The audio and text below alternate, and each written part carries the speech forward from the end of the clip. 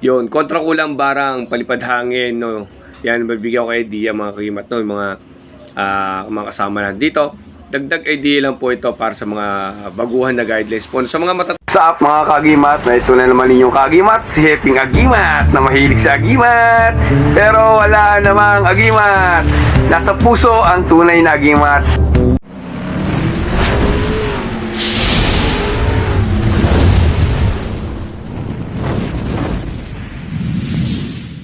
Yun, kontra kulang barang, palipad hangin, no.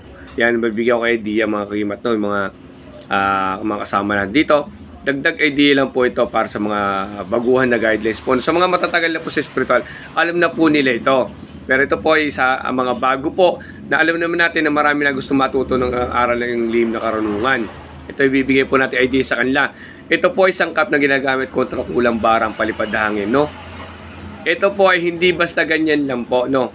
Isa po to sa formula na ginagamit sa sangkap para sa mga pag-ano ng mga kulang barang, palipad hangin. Paano ba to ginagawa nila? Yan. Ito po, papalag muna sa inyo. Ito po yung kalooban ng bahay ng Alitaptap. Ito yung mga kahoy po na pinagbahayan nila. At ito po yung nakabalot sa kahoy po. No? Ito po yung nakabalot na ganyan.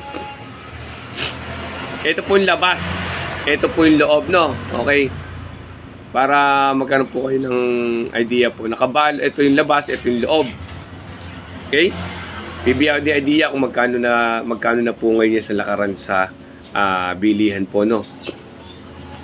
Ito mga kagimat ay ginagamit po to sa mga orasyon, kagaya ng mga bao na pangontra kulang barang, palipad hangin. Usually ito sa bala ay hindi po sila masyadong gumagamit ng ganito pagka sa bala.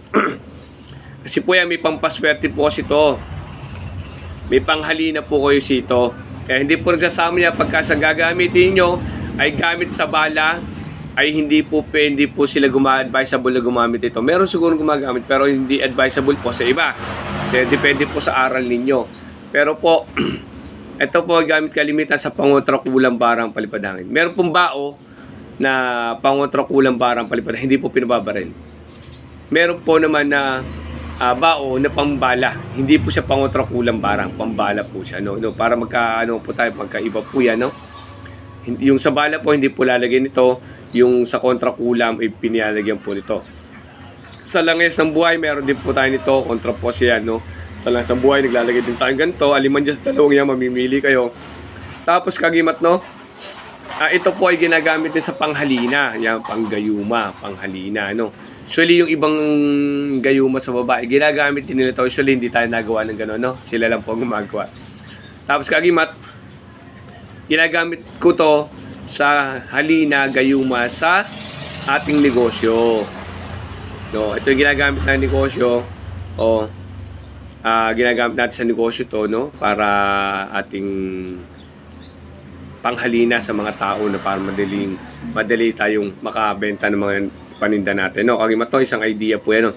Ito kagimat nasa 300 to 500 na to sa Mount Banahaw. Itong gato nasa 200 to 250. Isang balot na po yan. 200 to 250 ito pagkakalam ko nito. 200 to 250 ito po, magkakasama po yan. Ito po nasa 300 to 500 na siguro po ito, no?